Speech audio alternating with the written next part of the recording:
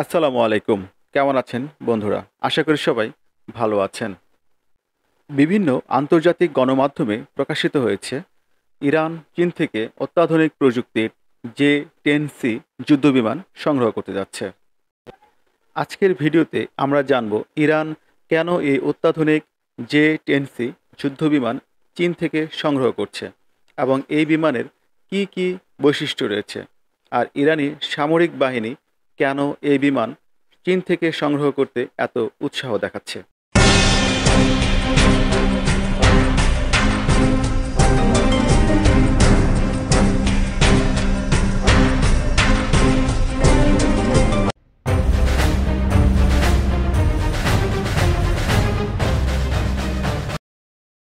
ইরানের বিমান বাহিনীতে বেশিরভাগ বিমানই হচ্ছে 1979 সালের বিপ্লবের আগের পুরনো বিমান, যা বর্তমান আধুনিক যুদ্ধক্ষেত্রে অনেকটাই অচল।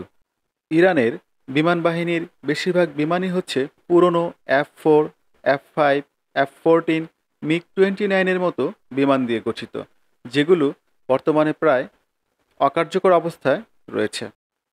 ইরান তার এসব দুর্বলতা বুঝতে পেরে অত্যাধুনিক উন্নত প্রযুক্তির যুদ্ধবিমান সংগ্রহ করার দিকে ঝুঁকেছে। এসব পুরাতন মডেলের বিমান দিয়ে ইরান আর প্রতিপক্ষের সামনে টিকতে পারছে না।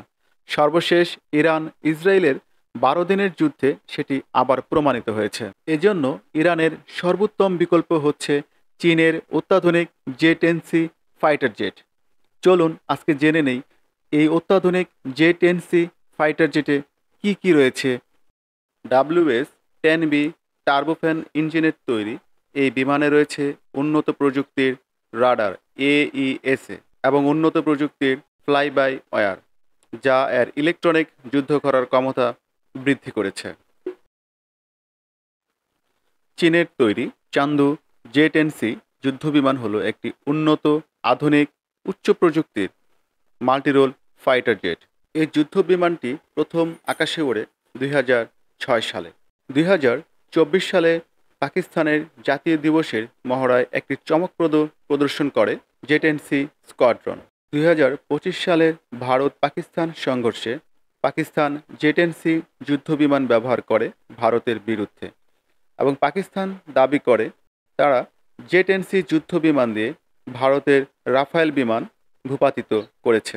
এর single engine delta wing canard configuration উচ্চ ম্যানুভারেবিলিটি নিশ্চিত করে। এর রয়েছে আধুনিক ককপিট ডিসপ্লে এবং একটি SOTAS সিস্টেম, যা পাইলটের কাজের চাপ কমিয়ে সুনির্দিষ্ট লক্ষ্যবস্তুতে আঘাত করতে সহায়তা করে।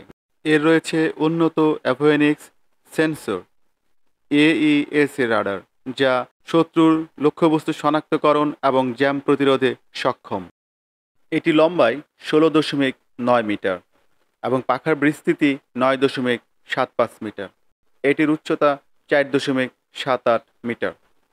এই বিমানটি খালি অবস্থায় ওজন হচ্ছে 9,750 কেজি এবং এটি সর্বোচ্চ 19,277 কেজি ওজন বহন করতে পারে।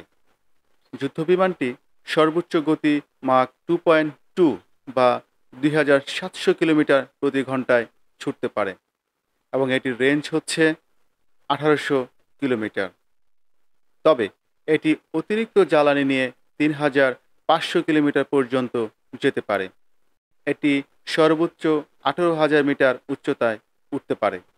এতে AESA রাডার সংযুক্ত থাকায় এটি দীর্ঘ দূরত্বে লক্ষ্যবস্তুকে শনাক্ত করতে পারে। এটি ডিজাইন করা হয়েছে ক্রস সেকশন কমানোর জন্য এবং এটিতে কম্পোজিট ম্যাটেরিয়াল ব্যবহার করা হয়েছে।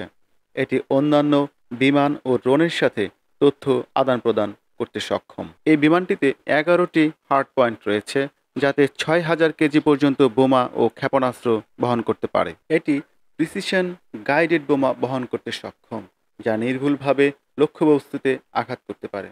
এটিতে আরও আছে ছোট স্বয়ংক্রিয় কামান এবং PL-15 air two air missile, যার রেঞ্জ হচ্ছে 200 থেকে 300 কিলোমিটার। এটি আরও বহন করতে পারে PL-12, PL-8, YJ-91, KD-88 precision strike missile. এছাড়াও জে-10সি যুদ্ধবিমান আনগাইডেড বোমা বহন করে। যা উপর থেকে ফেলা হয় এবং এই ধরনের বোমা লক্ষ্যবস্তু পরিবর্তন করতে পারে না। জেট-এন-সি যুদ্ধবিমান লেজার গাইডেড বোমা বহন করে, যা লেজারের মাধ্যমে লক্ষ্যবস্তুকে চিহ্নিত করে নির্ভুলভাবে আঘাত করতে পারে। জেট-এন-সি যুদ্ধবিমানটির প্রতিটি ইউনিটের মূল্য 40 থেকে 50 মিলিয়ন মার্কিন ডলার।